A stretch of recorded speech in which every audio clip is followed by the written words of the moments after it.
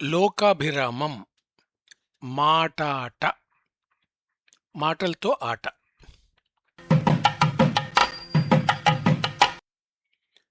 సంత్ తుకారాంజీ మహారాజ్ అంటే ఎవరో తెలుసునా? మన ఘనాఘన సుందర బ్రాండ్ భక్త తుకారాం ఆయనే. తుకారాం గొప్ప తాత్వికుడు. ఆ సంగతి మనకు అందలేదు. మనకు సినిమాలో చూచిన భారతము రాహీ మాసూమ్ రజా గారి పుణ్యమా అని మరింత వివరంగా అందింది. అదెట్లనో గుర్తుకు వచ్చిందా? దూ దా అనే దూరదర్శన్లో మహాభారత్ సీరియల్ కారణంగా. అంతేగాని వ్యాసుని భారతములో జైమిని భారతములోనున్న 101 సంగతులు మనకు అందలేదు. పుస్తకానికి పత్రికకు కవర్ పేజీ ఉన్నట్టే ప్రతి విషయానికి ఒక ముఖం ఉంటుంది. మనకు ముఖ పరిచయము అని ఒక పద్ధతి ఉన్నది. ఈ వ్యాసము ఉన్న పేజీలో నా బొమ్మ వేసినారు. ఇది అచ్చైనప్పటి మాట. అది చూచిన వారు నేను బజారులో ఎదురుపడినా గుర్తించలేరు. ఎవరన్నా గుర్తుపట్టినరే అనుకుందాము, నేను లోకాభిరామం రాసే గోపాలమును అని తెలుస్తుంది తప్ప నా గురించి మిగతా సంగతులు తెలియవు. అట్లనే తుకారాం అనంగానే మనకు ముందు అక్కినేని నాగేశ్వరరావు గుర్తుకు వస్తారు. సినిమా చూచి ఉంటే ఆ భక్తుడు గుర్తుకొస్తాడు. ఆ సినిమాలో తుకారాముని కొండ అద్దమందు పద్ధతిలో చూపి వదిలిపెట్టినారని నా నమ్మకం. నేను ఆ బొమ్మ అంటే సినిమా అంటే ఫిలిం చూడనే లేదు. ఫిల్మ్ అనాలి, ఫిలిం అయింది. అయినా ఆయన మహిమలు మొదలైనవి అంత చూపి ఉంటారని నాకు తోస్తుంది. ఆ తుకోబా ఇంకా ఏమి చెప్పాను, ఏమి పాడాను, ఎట్లా బతికాను అని మనము తెలుసుకునేందుకు అవసరం ఉండాలి, అవకాశము ఉండాలి. సినిమాలు అంటే కదిలే బొమ్మలు చూచి మరిచిపోవటం మంచిది గాని మరీ వాటిని గురించి తల పగలగొట్టుకొనడము అనవసరం అని కదా మన ఆలోచన. సోదిగదు. ఇంతకు తుకారాంజీ గురించి ఎందుకు ప్రస్తావించినా నాకు గుర్తున్నది. కానీ ఈ లోపల మనసు పరిపరి విధములుగా పోయి ఎన్నో చెప్పవలనని అనిపించినది. తుకారాం అన్ని పాటలు పాండురంగ గురించే రాయలేదు. ఎన్నో ఆలోచింపదగిన లోతైన చేదు నిజములను ఆయన తన అభంగములనే పాటలలో రాసినడు, రాయలేదు, చెప్పినడు, లేక పాడినడు. అందుట్లో ఒక దాంట్లో మాటలే నాకు ఆభరణములు, మాటలే నాకు వస్త్రములు అంటూ చెప్పి ఆ మాటలనే నీకు పూజగా అందింతును అంటాడు. ఈ మాటలను మొదట్లో చదివినప్పుడు కొన్ని నాళ్ళు ఆ పెద్ద మనిషి తల నిండా నిండి అంటే పరుచుకొని మరొక ఆలోచన రాకుండా చేసినాడు. వ్యవసాయ విశ్వవిద్యాలయం వారు నన్ను ఒక ఉపన్యాసం చేయమని పిలిచినారు. నేను ఆ ఉపన్యాసాన్ని ఈ కవితతోనే ప్రారంభించిన. నాకు వచ్చినది మాటలొకటే, ఆ మాటలనే మీకు అందిస్తా అనే భావం కలిగింది.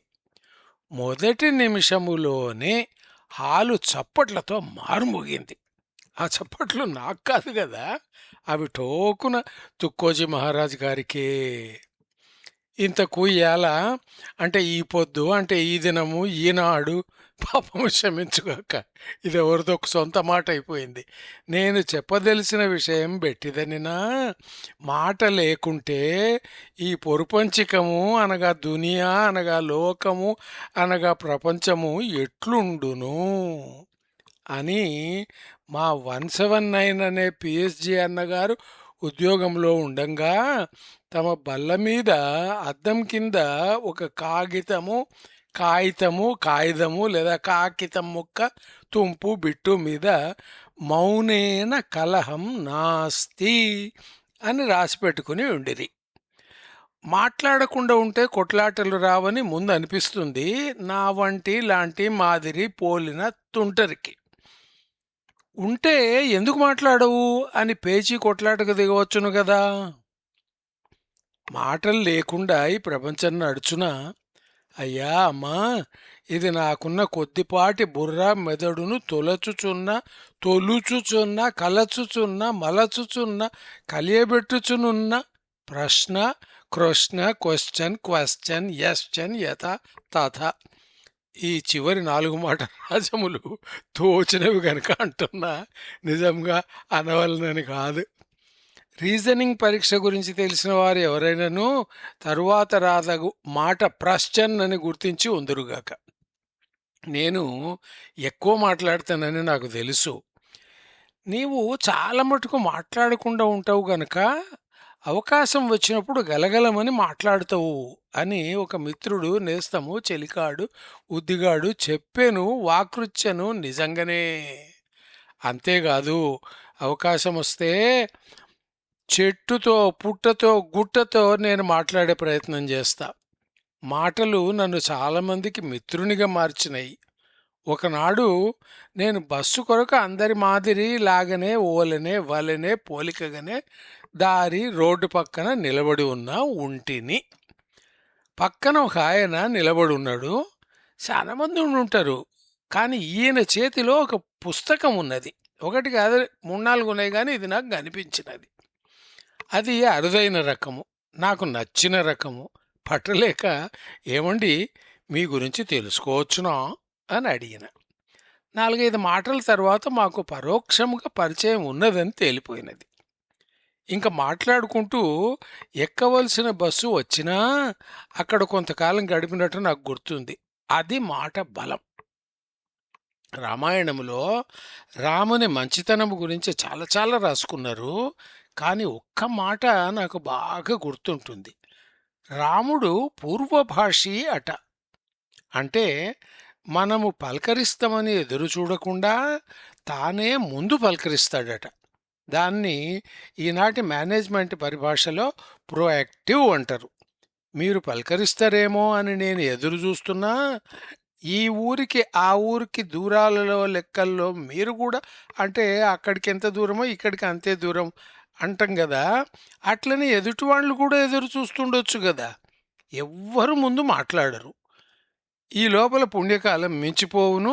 లఖనవీ నవాబులు మీరు ముందు అంటూ మర్యాద చేస్తుంటే బండి వెళ్ళిపోయినట్టు ఇక్కడ కాలం అనే బండి వెళ్ళిపోవును. తస్మాత్ స్పీక్ ఫస్ట్, ముందు మాట్లాడండి. మా ఆవిడ కారు నడుపుతారు. నాకు ఆ పని చేత రాదు, చేత కాదు. ఆమె పక్కన కూర్చొని హాయిగా దేశమంతా తిరుగుతా. నేను కారులో ఎక్కినప్పుడు చాలా మాటలు మేము మా ఇంటికి దగ్గరగా ఉన్న పెట్రోల్ బంకులో ఆగుతాం, పెట్రోల్ పోయించుకుంటాం. మీకు ఇక్కడి వాళ్ళు దోస్తులు కాలేదా అని నేను మా శ్రీమతిని అడిగిన. ఆ పిల్లగాండ్లతోటి నాకేం దోస్తి అన్నట్టు ఆమె నా దిక్కు ఒక చూపు చూచింది. ముందున్న కారు ఓనర్కు అక్కడి అబ్బాయి బాబు పిల్లగాడు ఒక పత్రికను ఉచితంగా ఇవ్వడం గమనించిన. తర్వాత మా కారులో 1000 అనగా 1000 రూపాయల రాతి నూనె పోయించుకున్నాము. ఆ యువకుడు పైసలు తీసుకుని ఊరుకున్నాడు. ఏం తమ్మి, నాకు పత్రిక ఇయ్యవా అని అడిగిన. ఎందుకేం సార్ అని నవ్వుతూ అతను నాకు కూడా పత్రిక ఇచ్చినాడు. ఈసారి కనుక నేను ఆ బాబుకు కనిపిస్తున్నా తప్పక చిరునవ్వు నవ్వుతాడు అని తర్వాత మా ఆవిడ మా ఆమెగారితో అన్నగాదు, భర్త. ఆమె మాత్రం నవ్వి ఊరుకోలేదు. మీలాగా మాట్లాడడం నాకు రాదు అన్నది. ఎందుకు రాదు? మాటలు రావా? మగమాటమా? అడిగితే పత్రిక దొరికింది, కాదంటే అది ఎటువంటి వారికి దొరుకుతుందన్న కిటుకు తెలుస్తుంది. మాట్లాడకుండా ఉంటే పోట్లాట రాదు. నిజమే, ఉచిత పత్రిక కూడా రాదు. అడిగందే అమ్మ కూడా అన్నం పెట్టదు అని మాట ఉన్నది. ఈ సంగతే చెప్పిన. మనసు నిండా అనుమానాలుంటే ఇట్లనే అవుతుంది, మరోటి అవుతుంది కరెక్టా, అవ్వుతుంది కరెక్టా వాక్కొమ్ము, మిగతా 2 మాటలు తప్ప. వివరాలు మునుముందు వీలు వెంట చర్చించగాక. నేను ఇవాళ మాటలకు అర్థములు మారుట, కొత్త అర్థములు పుట్టుట గురించి రాయాలని అనుకున్నా. మామూలుగా చేసే పద్ధతిలో గాక రాసి చూతము అని మొదలుపెట్టినా ఇన్ని మాటలు వచ్చినాయి. ఇవన్నీ కూడా ఎన్నడో ఒకనాడు చెప్పాలనుకున్న మాటలే. మిగిలిన మాటలు చెప్పేటందుకు మరింత అవకాశం దొరకదా? చివరికి ఒక మాట, దాన్నే ఝలక్ అంట. టప్పా భై సత్తార్మియా అనగానే ఎవరో మీకు తెలుసునా? మనకు పట్టాభి సీతారామయ్య గారి గురించి గుర్తు ఉండి ఉంటే మంచిదే. ఆయన గొప్ప నాయకుడు, విజనరీ. ఆయన పేరును ఉర్దూలో రాసినారు. తెలుగులో అటువంటి పేరు ఉంటుందని తెలియని ఒక మనిషి చదవను ప్రయత్నిస్తే అది నేను రాసిన విధంగా పలికిందట, టప్పాబోయ్ సత్తార్మియా అని. ఉర్దూలో అక్షరాలను కలుపుతారు, తెలుగు ఇంగ్లీష్ లాగా విడివిడిగా రాయరు. అది చిక్కు.